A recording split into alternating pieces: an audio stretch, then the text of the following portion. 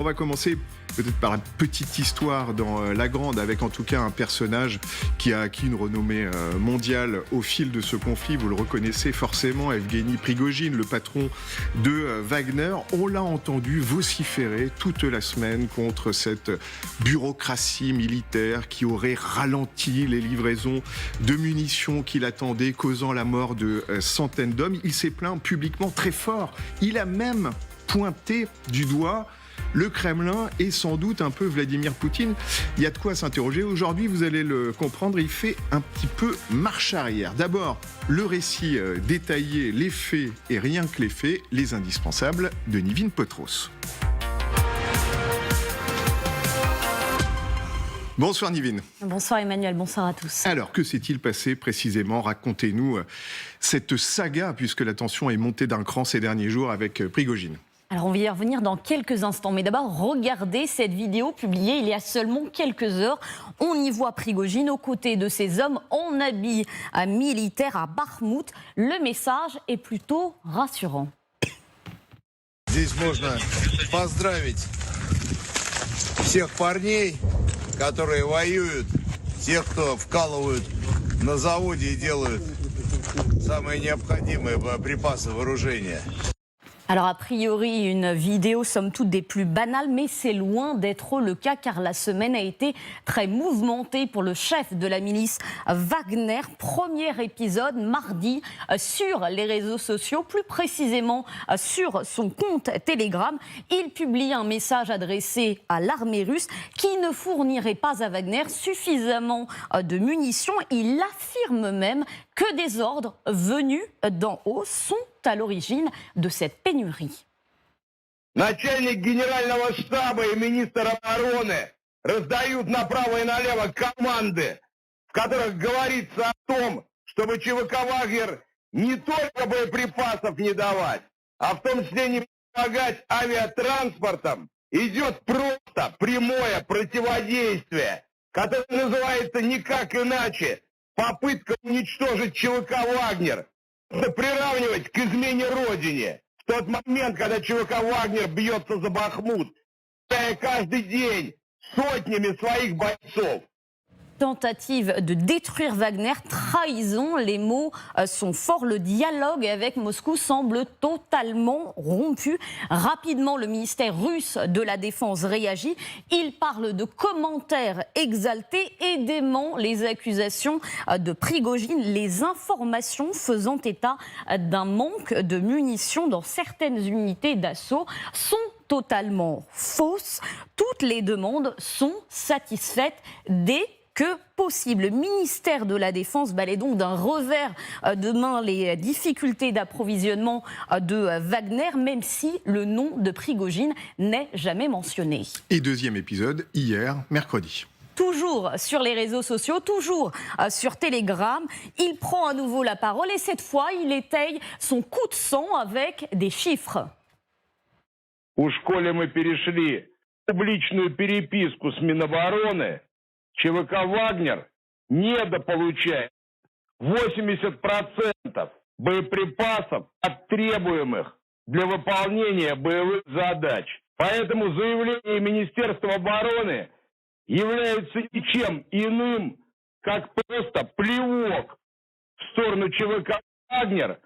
Alors pour appuyer ces propos, Evgueni Prigojine publie une lettre datant de la semaine dernière et adressée à Valery Gerasimov, le nouveau commandant des forces russes en Ukraine. La lettre comprend notamment ce tableau, on va le regarder ensemble. La première colonne est floutée pour qu'on ne devine pas de quelle arme évidemment on parle. La deuxième colonne s'agit des besoins journaliers, la troisième colonne des besoins hebdomadaires et puis enfin une colonne ajoutée, écrite à la main qui correspond aux livraisons russes selon Wagner. On le voit évidemment, les chiffres sont différents et pour Prigojine, c'est la raison pour laquelle ces hommes meurent par centaines chaque jour.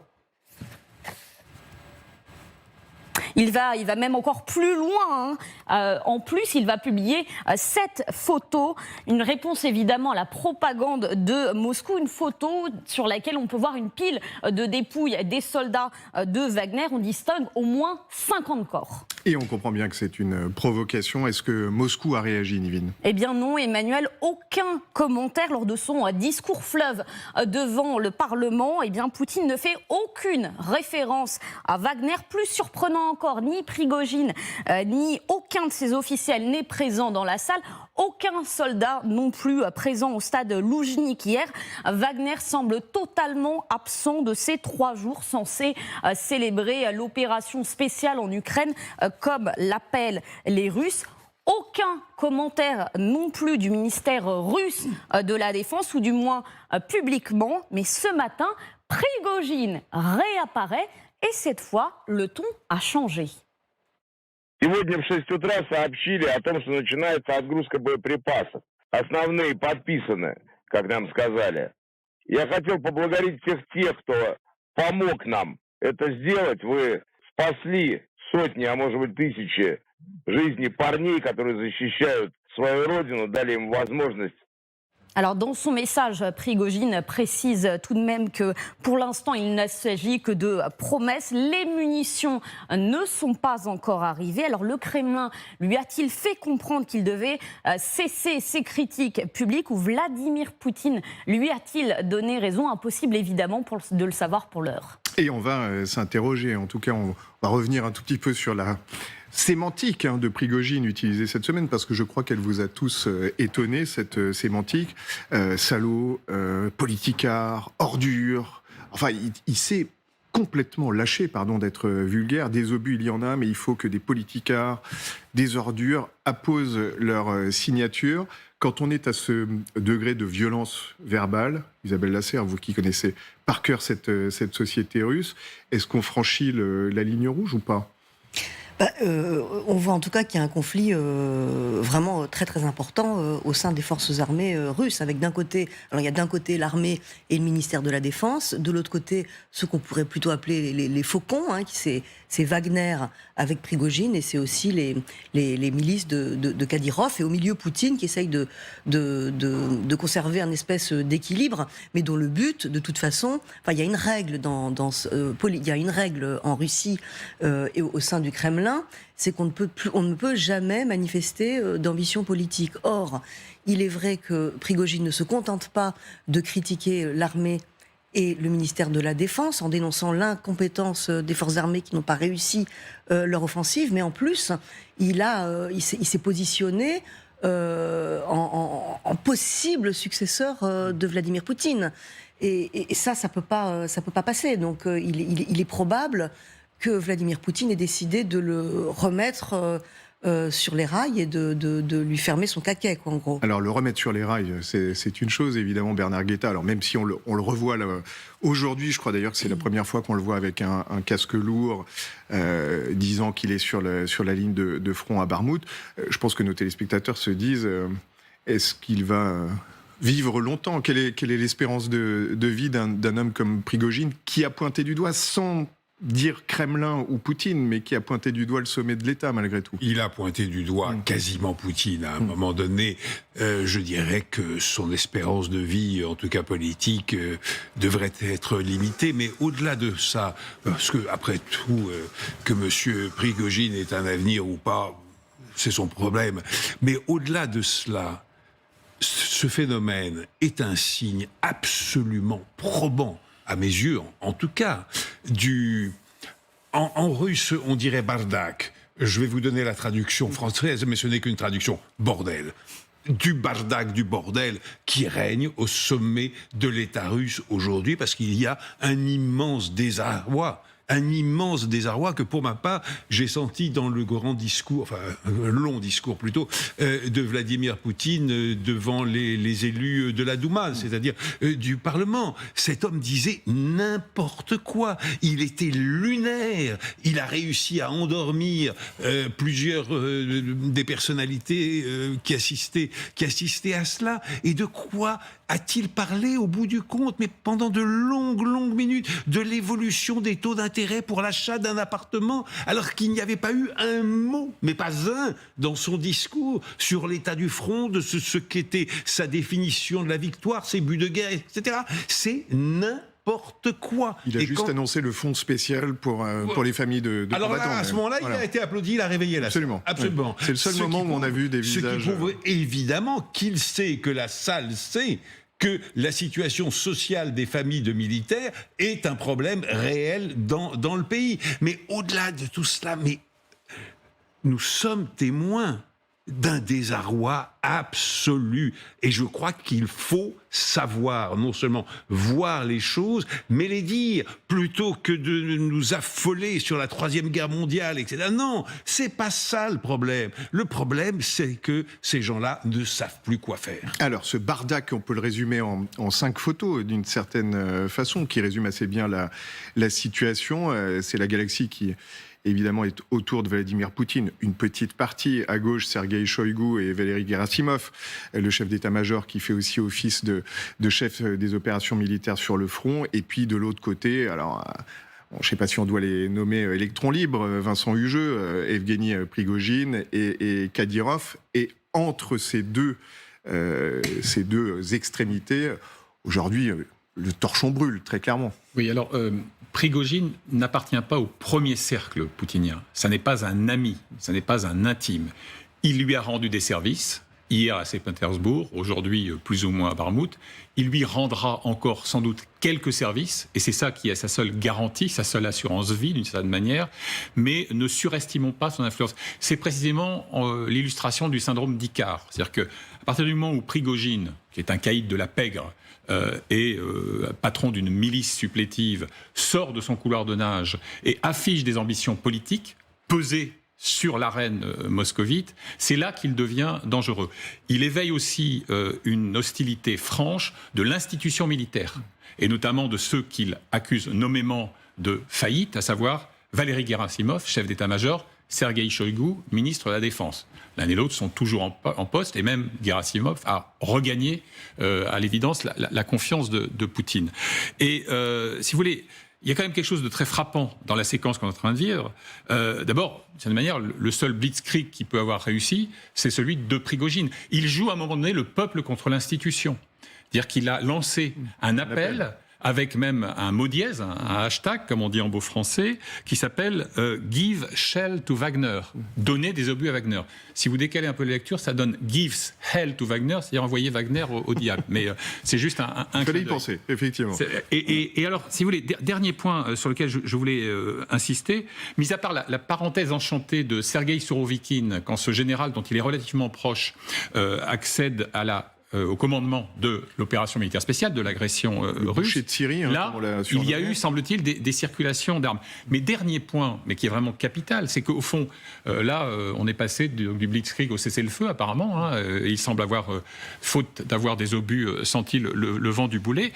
Il admet sa dépendance logistique. C'est-à-dire que d'une certaine manière, avec ses objurgations, avec ses réquisitoires, il dit, grosso modo, en creux, sans les fournitures de cette armée que j'exècre, je ne suis rien. Voyez les cadavres allongés. Oui, et on reviendra sur les cadavres, mais juste, en général, ce bardac dont parle Bernard Guetta, pour une chaîne de commandement efficace sur le terrain, on imagine que c'est assez contradictoire. C'est l'aboutissement d'un processus qui a commencé lorsque Sourovikine a été relevé de son commandement, il ne faut pas appeler les choses par leur nom, et qu'il était l'allié de Prigojine, et qu'on a remis la chaîne normale avec Gerasimov et Shoïgu. Et donc c'est l'aboutissement, et là on le voit en casque avec son arme et tout, tant qu'il est chef de bande, pas de problème, il pose pas de problème. Dès qu'il rentre dans le processus qui se rapproche du Kremlin, là il commence à poser problème. Maintenant il faut faire attention à quelque chose, il dit tout fort ce que beaucoup de soldats russes sur le terrain pensent.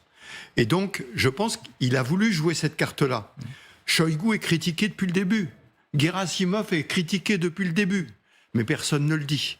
Or là, la remise en ordre par le Kremlin de la chaîne Shoïgu-Gerasimov est critiquée par Prigojine, sur des points très concrets.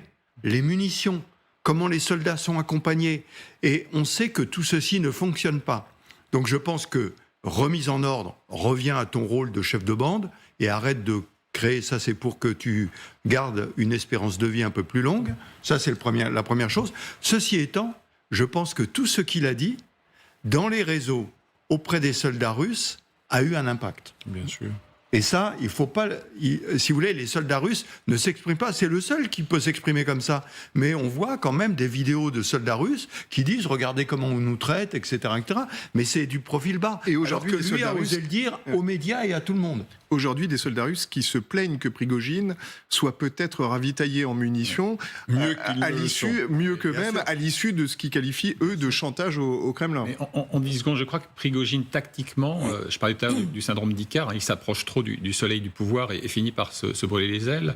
Il commet une erreur majeure, une bourde, lorsque il cesse d'épargner, Bernard y faisait allusion, Sa Majesté Vladimir Ier lui-même. Il dit quand même, le jour donc, du discours interminable d'avant-hier, il dit « Je suis trop occupé par mes obligations sur le front pour consacrer grosso modo 1h45 à écouter ces boniments ». Il ne dit pas ces boniments, ça c'est mon choix lexical. Mais ça, c'est quand même une offense faite à Poutine. Et peut-être que justement, le rétropédalage dont on a eu le témoignage à l'instant, il est aussi le résultat d'une prise de conscience qu'il a sans doute franchi une forme de ligne rouge. Alors, en tout cas, ce qu'on ne sait pas, juste en une phrase, c'est si cette histoire d'obus, en fait, est une vengeance de la part de Vladimir Poutine, enfin, est fait à escient, c'est-à-dire pour priver Wagner des munitions nécessaires, ou si c'est une défaillance de l'armée russe, de la chaîne logistique et de la production.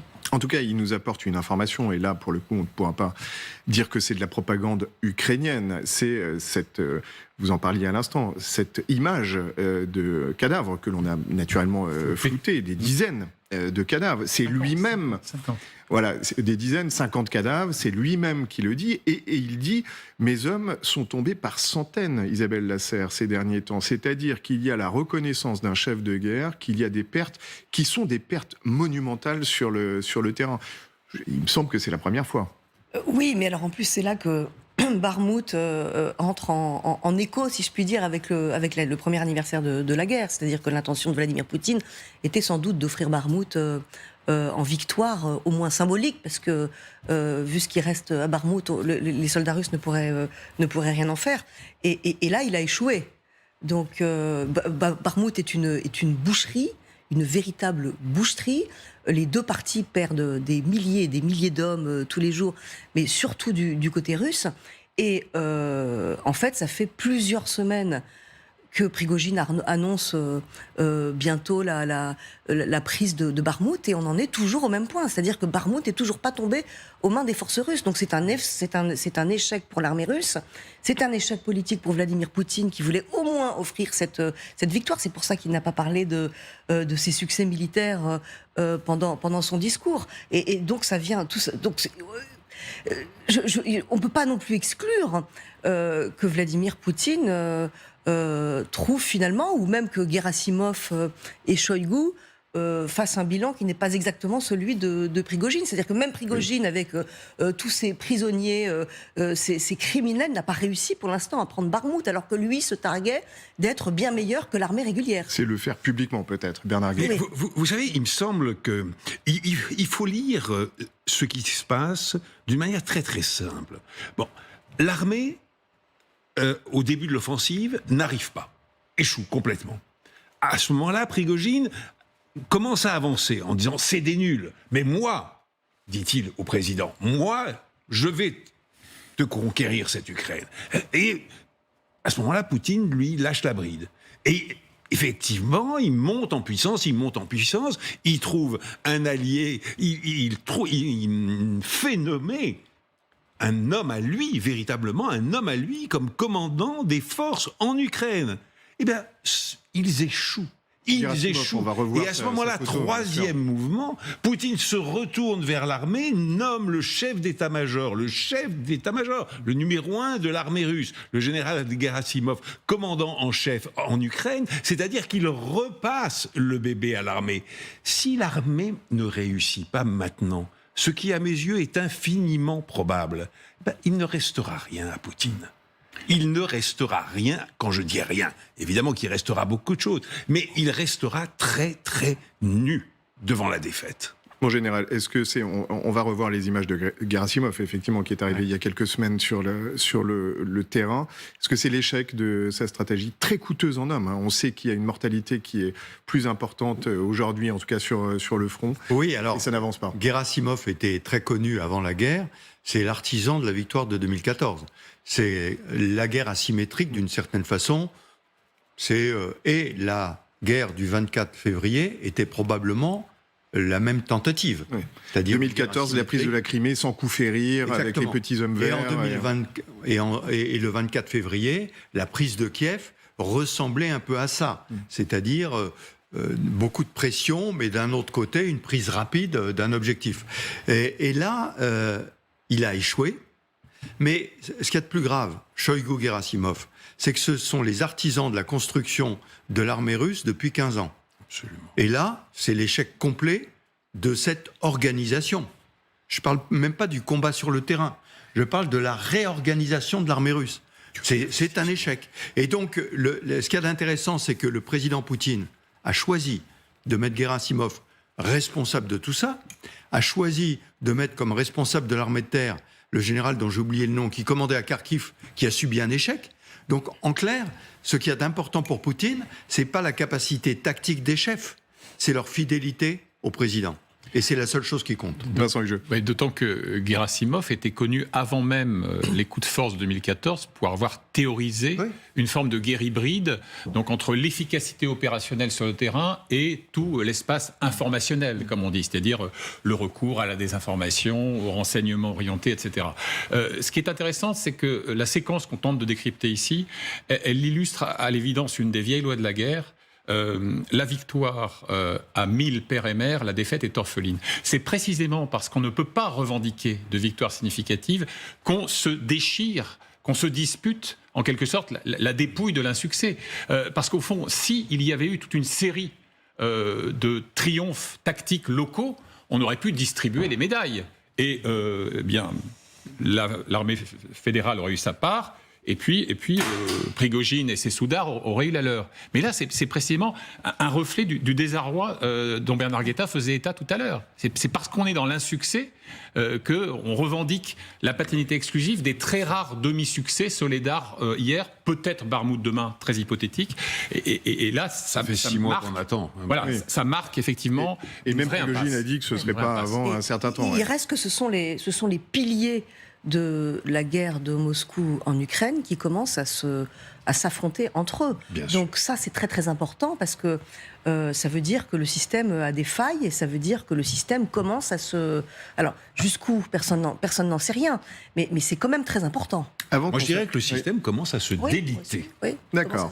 Alors, intéressant d'ailleurs, y compris sur le terrain, avant qu'on passe aux menaces de Vladimir Poutine. Je suis sûr que vous avez lu avec intérêt cette interview dans Le Monde aujourd'hui de Rémi Jourdan avec Kirilo Boudanov, qui est le chef du renseignement ukrainien. Interview évidemment très intéressante, avec un exemple, moi, qui, dans notre rédaction, nous a tous frappés, qui est l'exemple de la 155e brigade d'infanterie navale.